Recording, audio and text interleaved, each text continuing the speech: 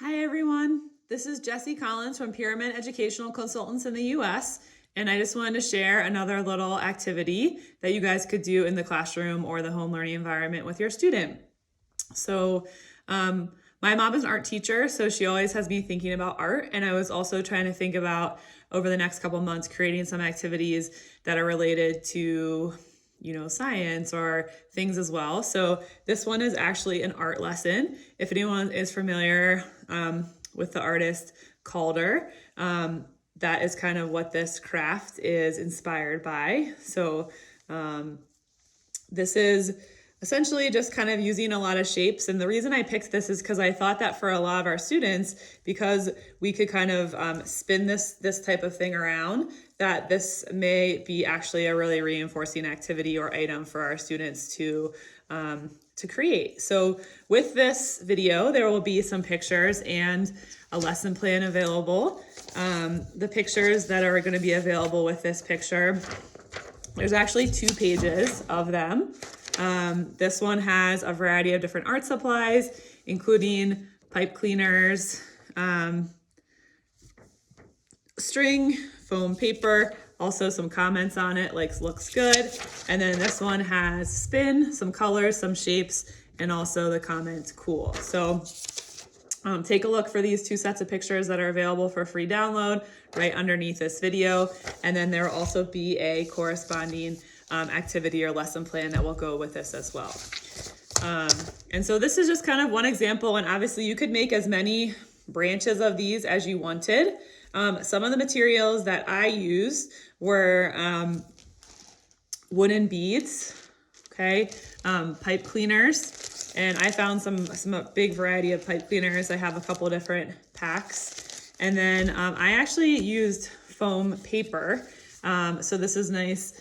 You could also use construction paper though. You don't need to have this, but I had just a big pack of foam paper, so I decided to do that so that it would be a little bit more durable. And then it's nice to have a hole punch, although you could also just use scissors as well. There's tons of things that you could also add on to this particular activity too. So once you made your shapes, I was even thinking if you had a kid that liked to use stamps, you had a kid that liked to use stickers, you had a kid that liked to use kind of like dot paints or even markers, that they could even decorate or draw on the paper before or after you cut it into shapes. And that could just be some additional things you could add into the particular activity.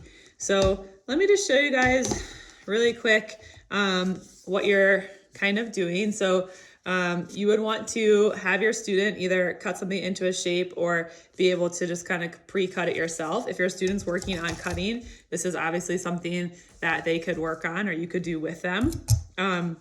You could also have your student request for a particular shape that they wanted. And so whether they cut it or not, you could just draw the outline for that.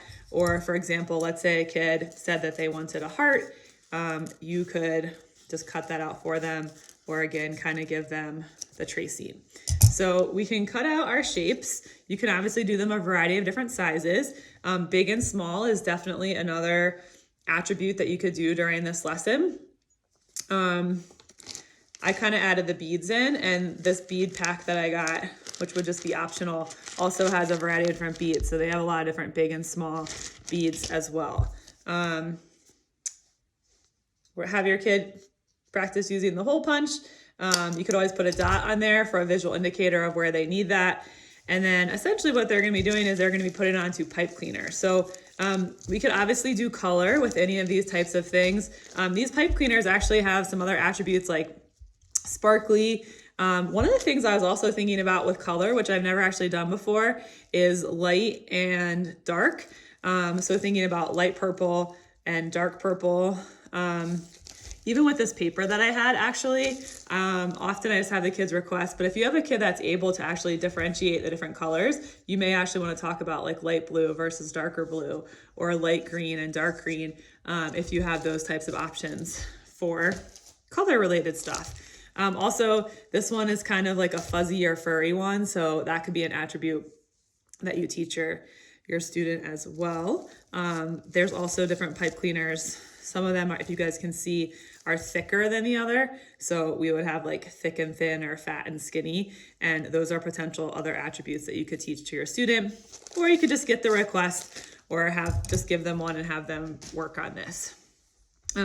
If you're going to add beads on, essentially what you're just going to kind of do, and this is good fine motor, have your kids kind of string that bead on, and then you would just have your student put that on the pipe cleaner. And then what I kind of did to kind of make sure it's extra secure on there is that I just threw a little twist in, and then you have that spot where your first kind of charm or thing for the mobile is hanging off. And then one of the nice things is if you want these to be longer, you can just kind of twist the pipe cleaners together to give yourself a longer and longer request. So number of pipe cleaners is also something that you could have your kids ask for as well.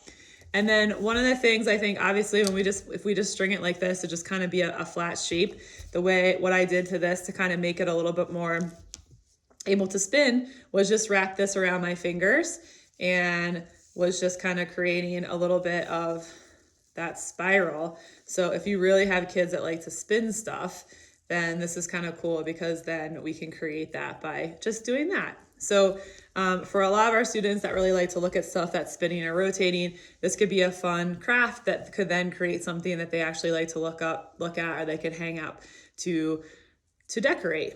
So just a little bit of a kind of curriculum-based art project. I know Calder is covered in some of the art materials and art lessons. I will definitely put a link to some of his work and stuff as well. So if you want to show the students some pictures, you can do that. And if not, just have some fun with your students. There's really no specific thing that you have to do. Patterns could also be something if you're working on math patterns like AB, and you want it to be a little bit more structured, you could do that as well with this particular activity in creating something fun. And then obviously we have a lot of requests for all the different materials, as well as you could do stuff with direction following, telling your kid to get the pink shape, or telling them to take 2 beads or to get the big pipe cleaner. So we could work on stuff both expressively and receptively.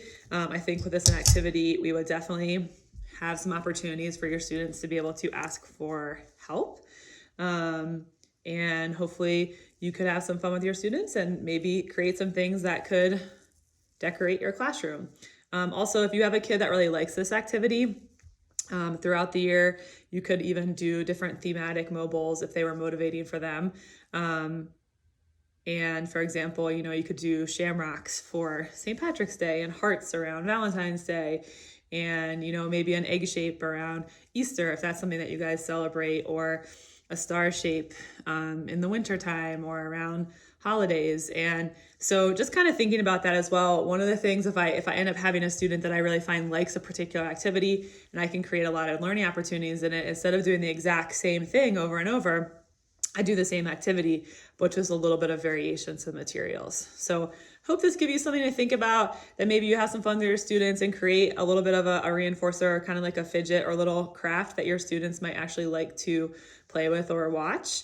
And also give them some of that input that they're seeking, and have fun. Share on our PEX user group if you guys do this activity. Have a good day.